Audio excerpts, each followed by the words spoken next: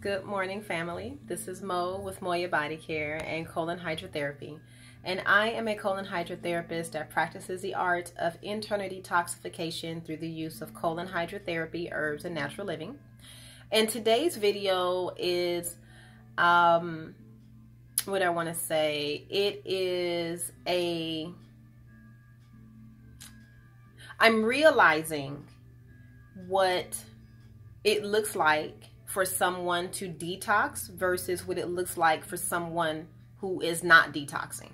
So what I mean by that is, I'm a Taurus. I've always been very decisive. I know exactly what I want to do.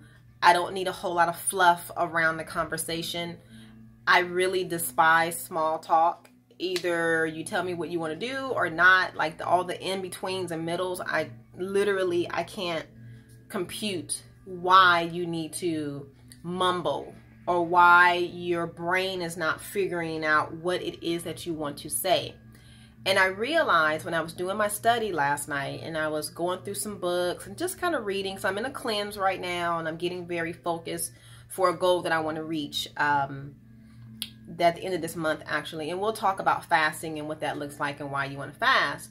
But it hit me, when your body is filled to the rim with waste, it is literally impossible for you to make a decision. When you are feeding your body crap on a daily basis and you're dehydrated and then you're taking prescription medications, it is impossible for you to know what decision will be correct for you, because all of your chakras are blocked, or they're spinning the opposite way, or they're stagnant. Your third eye is so calcified with waste, you don't know if you're seeing reality or not reality. Your digestive system is so filled to the rim, it's hard for you to breathe and inhale and exhale and let go and flow. So when clients call me and we're talking, and I'll ask them one simple question: what day and time works best with your schedule? I cannot tell you the runaround that I get from clients. Well, well, let me see. I don't know. I got this, I got that. I just need to know what day and time you want to come in. But just that one question, excuse my French, it fucks people up. It literally fucks people up. And this is another reason why it fucks people up, is because most people are used to being told what to do. I am not here to tell you what to do. When people say, well, what's your next appointment?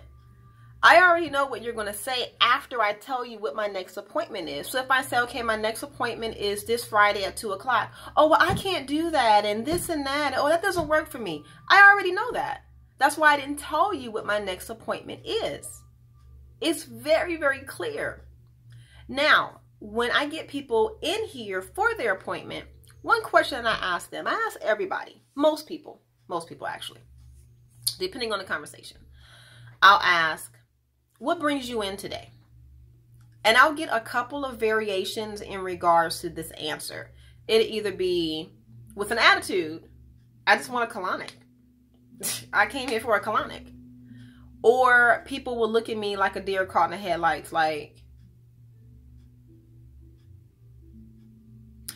or I'll get this crazy, insane story all the way around the world in about 45 minutes. And then at the end of that 45 minutes, I still don't know why that person is here. The reason why I asked that question, why are you here, is because not everybody comes in here because they have digestive health issues. It seems like it would be, but honestly, it's not. Most people come in because they are emotionally overwhelmed. And because they are emotionally overwhelmed, they've been consuming foods that are not so healthy for them. Now they have a physical response, and the physical response is not attractive. It's not smelling good. They can't move their body, and they're on prescription medications. But in reality, the reason why their physical body is that way is because of an emotional pull that's linked to the foods that they're eating. which creates this haze here. So you see where I'm going with it? I'm linking it all together. So the reason why I brought this up is because I experienced something when I went to the grocery store last night just to get a couple of items for the office for this week. And I'm standing in line, and there's an older lady in front of me. Totally fine. Take your time. I'm returning emails and stuff on my cell phone, so it's not an issue. I don't have anywhere to be at a specific moment in time. There was a customer behind me that was huffing and puffing and just irritated, and his whole energy, his whole get down just made me look at him, and I backed up. So now from my point of view, I can see the cash register here, the lady who's working the cash register, the customer that's sitting or standing to the right of me, and then the irritated person that's standing to the left of me. I can clearly see them, right? So I removed myself from the situation because I can't take all of his negativity like hitting the back of my head. It was driving me crazy. It was actually giving me a headache. So the older lady is trying to understand the coupon that she has for whatever said item. It doesn't really matter. I'm not in her business. And so the lady who works the cash register was explaining to her, literally within 1 minute of the women in dialogue, the guy behind me said, I just want to pay for this. I got to go. I'm late for work.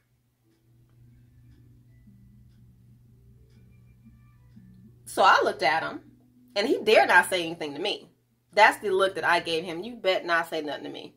So when I looked back at the older woman in front of me, I looked at her and I said, please take your time. You have all the time in the world, love. And then the lady who was helping her smiled at me. I looked back at the guy who was irritated. He couldn't even look at me. He couldn't stare at me. But here's the thing. I don't know if this man has a bladder issue, if he's bipolar, if he's strung out on coffee or something else more intense. I don't know what his situation is. Or it could simply be that he just woke up late and is late to go to work. But if you're late to go to work, you shouldn't be at the grocery store. You should have headed straight to work. So the cash register lady asked me, why are you so calm and why are you so patient?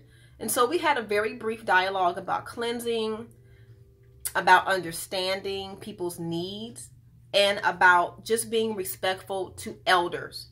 I mean, there were so many lessons in that go well beyond cleansing. But what I want to say is this about, what am I trying to say? About being respectful. Is that everybody is at different levels of understanding, different levels of cleansing, different levels of detoxing, different levels of accepting. So my job as a colon therapist is to meet you right where you are. So when clients call me and they have no idea what they should do, they have no idea what day they want to come in, I just tell them, take your time. I'm not going anywhere. These are my next 3 dates that are coming up. Sit on it, breathe with it, and if it resonates with you, call me back. It's not an issue. What I do is not something that needs to be pressed and forced. It needs to be understood, not pressed. 2 totally different things. So with that, loves, I leave you with a little bit of peace and understanding about giving yourself some time to figure things out. And then when you're working with other people today, give them some space and time to figure out. You never know what their bodies are hearing, feeling, listening, all that good stuff. Most people are working through pain. Remember that, please. Until then, be blessed. Thank you.